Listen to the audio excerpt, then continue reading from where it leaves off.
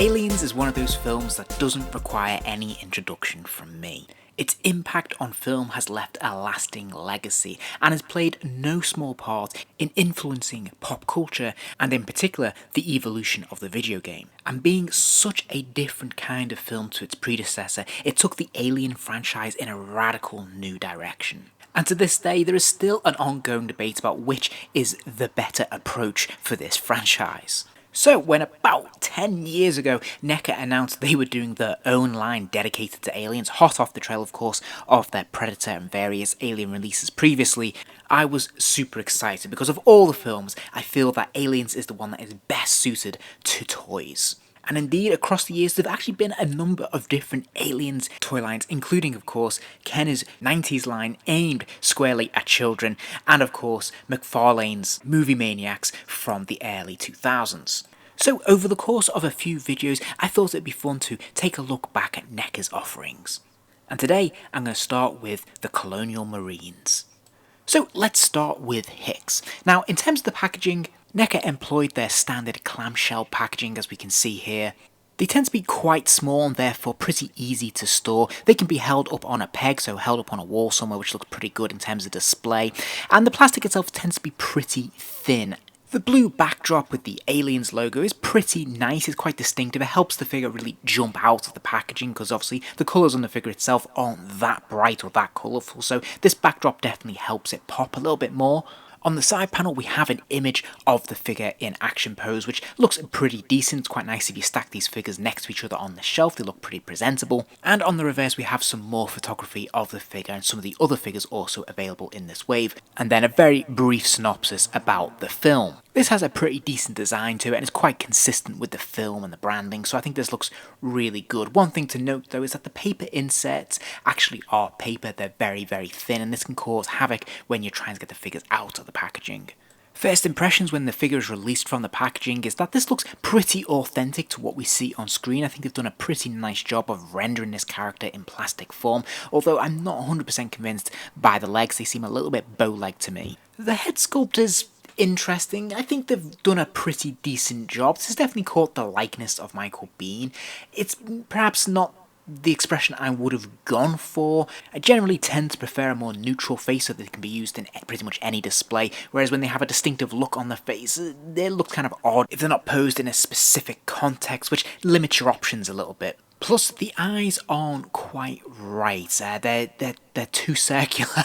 It looks like the paint has gone over the actual eyelids, so they look a little bit boggle-eyed there, and it's a little bit off-putting. It's not quite right. But other than that, I think they've done a pretty decent job of the paint apps, and like I said, the sculpt itself is pretty decent. I think they've done a pretty nice job of the torso and the arms in particular. I'm glad to see they've kept him in proportion. They haven't just recycled one of the Sylvester Stallone or Arnold Schwarzenegger arms, which would have been too big and too muscular. This looks much more in proportion, much more accurate to what we see on screen, which is great. Now, the main body armour is actually a rubber piece. It certainly looks the part, it's very nicely painted, and it's got lots of nice little bits and pieces on the little details, bullets and various gadgets, all look fantastic, very nicely painted, but they do feel a little bit flimsy to the touch and can sometimes feel a little bit clunky and a bit clumsy. Having said that, there's tons of attention to detail on this figure. You can see all sorts of unique markings that are just exclusive to this figure, this character, which is fantastic. The various stencils and images and tattoos are all really accurate and look really good. Likewise, the paint apps on the legs and the boots are really nicely done. There's a lot of detail in here, which is fantastic, but overall, I'm not 100% happy with these legs. I do feel they're a little bit spindly and a little bit too bow-legged. They tend to arc inwards a little bit, and they look a little bit clunky. In terms of articulation, the figures do of course all use the same scheme. There's a ball joint in the head, allowing the head to move from side to side and look up and down. This is a pretty good range of motion here, which I'm very pleased with, so I think this is a success. I think they've done a good job of this. He also has a ball joint in the shoulders, so the arms can kick up and out, of course, which is great. There is a complementary upper bicep swivel, which is good, and you'll notice that the rubber vest is very helpful here because it aids the articulation, which is great.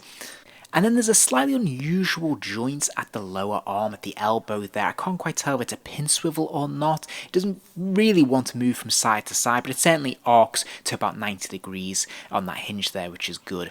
There is a pin swivel at the wrist, so again, the hand can rotate 360 degrees, and of course it will hinge forwards and backwards as well, which is pretty standard stuff, but looks pretty decent. There's a ball joint in the waist, so of course the figure can move from side to side, can lean left to right, and can twist from side to side as well, which is fantastic stuff. There's also ball joints in the hips. Of course, the legs can kick out to the side there, although again, the lower legs do look a little bit warped and a bit strange. The legs can kick forwards and they can kick back a little bit as well, which is great. There's double joints at the knees. Of course, those legs kick all the way back there, which is fantastic. And then there is a pin swivel at the ankle as well, meaning the lower foot can move from side to side. It can hinge left and right, and of course move forwards and backwards. And then finally, there is also toe articulation as well, which are on a hinge there. Now, all of the Colonial Marines come with some pretty fun accessories. He does, of course, come with his pulse rifle, his shotgun, and his holster for the shotgun as well. The shotgun's made of a fairly thin plastic. It's reasonably sculpted and reasonably painted. There's a little bit of smudging around. It doesn't look quite as impressive as you might expect from one of these figures from this time, which is a shame. But he holds it very, very well. He can get his finger onto the trigger there, and of course he can hold the barrel with his other hand very, very comfortably, and it looks pretty striking. The holster is a rubber piece, and of course it does just slide over his shoulder nice and comfortably, which is good, and the shotgun pleasingly does slide inside very easily, and it folds over and clips into place with that peg there, and looks pretty good, I have to say. I think this works pretty well, quite effective. That does, of course, free him up then to use his pulse rifle again. No problems with this. I think the sculpt on this is really very nicely done. Well painted this time around as well, which I'm really pleased about. And again, no issues holding this whatsoever. It looks really solid. Next up, we have Hudson. Again, in terms of the packaging, it is virtually identical to what we saw with Hicks. The only thing that's really changed, of course, is that on the side panel we have a different image this time around, and you can see how this would be quite presentable if you're stacking these up next to each other on the shelf. Likewise, on the reverse, the packaging, different image this time, very striking. I actually really like that we have that alien behind him there. That looks really, really cool. So again, distinctive, has its own identity, which is really fun, but it's consistent with the line. At first glance, when you get the figure out of the packaging, you could be forgiven for thinking they've simply recycled the same bodies we saw with Hicks, and for the most part, I think that is true, but there are some key differences. The head sculpt is pretty interesting again. They've opted to capture a moment in time rather than going for a neutral expression. I think they've actually captured the character quite nicely, to be honest, because when I think of Hudson, it is from that moment when he's panicking in the film, and I think they've caught the likeness of Bill Paxton pretty well here, to be fair. It's perhaps not the most flattering sculpt in the world, but I do think it's fairly accurate, and given the context of most of your displays, I think this is going to work just fine. The only criticism I really have of this figure is the hair at the front when it comes down onto his forehead, which has been painted in. It looks a little bit sloppy, a little bit clunky, and yeah, just off-kilter slightly. Now, the base body mold is pretty much the same. The legs are virtually identical. The arms, you will notice, are very different. Of course, he has that bandaged arm, which Hicks doesn't have, so there are slight differences. And aside from the very obviously different decals, the individual decals are like the skull and crossbones there, for example, and the wording, there's also a slightly different moulding to this body armour as well, particularly when we see the straps and the utility belt as well. There's different unique elements, tools and gadgets which weren't present on the Hicks figure. In terms of accessories, he does come with his pulse rifle, of course, but he also has the tracking scanner and his camera light. The camera and light fit very nicely and very snugly into his backpack. It looks really solid, looks pretty decent there, and he has no issues holding his scanner or his pulse rifle. Next up, we have Windrix, and Windrix is one of those characters who doesn't really get an awful lot of screen time in the film. Is much more of a background supporting character in the Colonial Marines. I have to say, in terms of the head sculpt, I do feel like they've kind of dropped the ball this time around. It's not that it's particularly bad likeness when it comes to the features of the face, but it's more to do with that hairline. Obviously, in the film, his hair is a lot closer to his head, it's a lot shorter. On the figure, it's a lot more spiky and standing up and a bit longer, so it doesn't look quite right.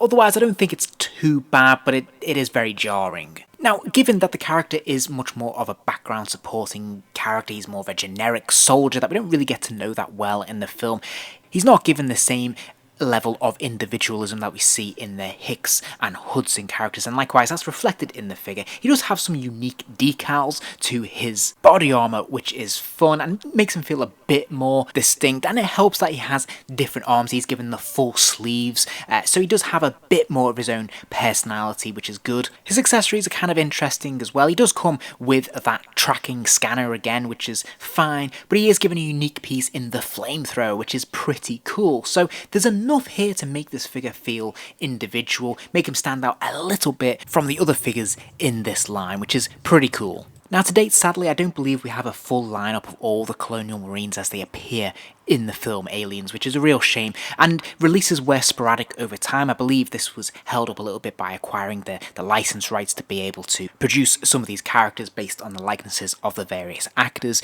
but we did get a few key ones a little later on, including Vasquez, of course, one of the major characters in the film, and we actually got a variant of Vasquez as well. Of the two, my personal favourite is the initial release, because obviously she does come with that smart gun, which is so iconic to this film and just looks so cool. And I think the various accessories she has in this initial release is a lot of fun. The subsequent release obviously is a slightly different outfit, slightly different look and different accessories there, but I definitely think the initial one is the stronger of the two in my opinion. But that wasn't all, because we did also get a Rico Frost as well. A lot of this figure seems to have been recycled, but there are certainly little details that are different, and it's not just the decals. He does of course come with the helmet, which is great, and he seems to have a few different individual bits and pieces on his body armor, which is different from what we've seen previously, and he also seems to have an individual pistol holster as well, which is pretty cool. And then curiously, we got a reissue of Hicks and Hudson, this time in a double pack that actually came with alternate heads. Pretty much all of the accessories are identical to what we've seen previously, but this is probably the deluxe, the better option, because you actually get the helmeted heads as well, which is pretty cool. And then finally we got this very strange release, which was James Cameron as a Colonial Marine, complete with the director's slate. I'm not sure about this one, to be honest. It seems a little bit cheesy, a little bit cringe for me personally. It's kind of cool to have a James Cameron figure. It doesn't quite work with him being a Colonial Marine, in my opinion. It seems a little bit of an odd release, but hey, whatever floats your boat. That being said, all in all, a very nice collection of figures. They are pretty screen accurate. There's a lot of detail here, a lot of fantastic paint apps, and a lot of fun accessories as well, which definitely capture the spirit of the movie. And when you start putting them together with the aliens, you can create some really fantastic displays and dioramas, and I think there's enough individuality between these very similar, very generic kind of outfits to make them feel like they've got their own personality and make them stand out from the crowd, which is a lot of fun. If you enjoyed this video, please do give it a like, and remember to subscribe, as there'll be plenty more videos soon.